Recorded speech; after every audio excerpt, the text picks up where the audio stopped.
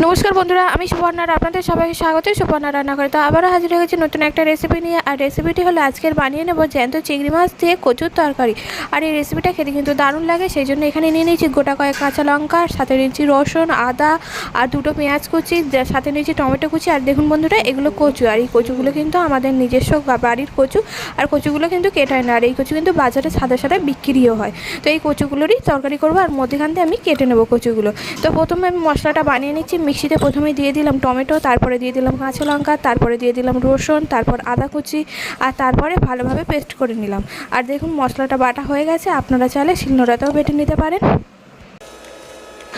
আর বন্ধুরা, চিংড়ি মাছগুলো পরিষ্কার করে বাছা হয়ে গেছে আর ধোয়াও হয়ে গেছে। এবার চিংড়ি মাছগুলোর মধ্যে নুন হলুদ মাখিয়ে রেখে দেবো।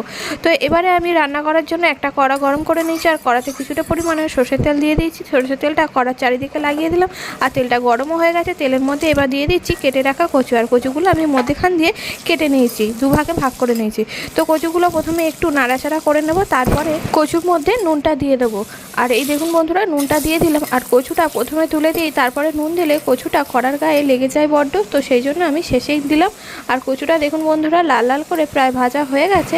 এবার আমি কচুটা তুলে নেব, আর বাকি কচুটা তরকারির জলেতেই সেদ্ধ হয়ে যাবে। আর আমি এখানে কচু চিংড়ি করেছি, আপনারা কচুর সাথে আলুও ব্যবহার করতে পারেন, খেতে কিন্তু খারাপ লাগে না।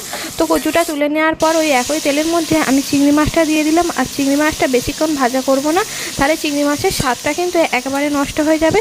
তাই অল্প কিছুক্ষণ নাড়াচাড়া করে আমি এবার চিংড়ি মাছটাও তুলে নেব। আর চিংড়ি মাছ জানেন তো বন্ধুরা, এমনিতেই কড়াই তেলের মধ্যে পড়লেই লাল হয়ে যায় সহজে।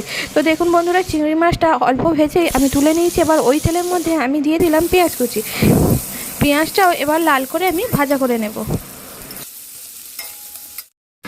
আর দেখুন বন্ধুরা, পেঁয়াজটা লাল করে ভাজা হয়ে গেছে। তো এর মধ্যে আমি দিয়ে দিচ্ছি বাটা মশলাটা, আদা রসুন টমেটো কাঁচা লঙ্কা একসাথে বাটা। আর তারপরে আমি দিয়ে দিলাম স্বাদ মতো নুন, আর তারপরে আমি দিয়ে দিলাম হলুদ গুঁড়ো আর অল্প একটু লঙ্কা গুঁড়ো। আর আমি এখানে নুনটা কিন্তু দুবার ব্যবহার করেছি, একবার কচু ভাজার সময় আর এই গ্রেভিটার মধ্যে আর একবার দিয়ে দিলাম।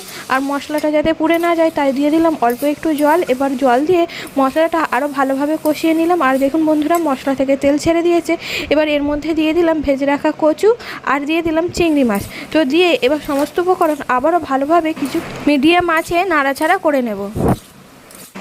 আর মশলাটা যাতে পুড়ে না যায় সেজন্য মাঝে মধ্যে অল্প একটু একটু করে জল দিয়ে মশলাটার সাথে ভালোভাবে কচু আর চিংড়ি মাছটা কষিয়ে নিচ্ছি। আর যত বেশি ভালো কষানো হবে তত তরকারির টেস্টটাও কিন্তু ভালো হবে। তো বন্ধুরা দেখুন, একদম মশলা থেকে তেল ছেড়ে দিতে এবারে আমি দিয়ে দেবো পরিমাণ মতো জল। তো জলটা আমি এখানে একটু বেশি পরিমাণেই দিচ্ছি, কচুটা সেদ্ধ হতেও সময় লাগবে।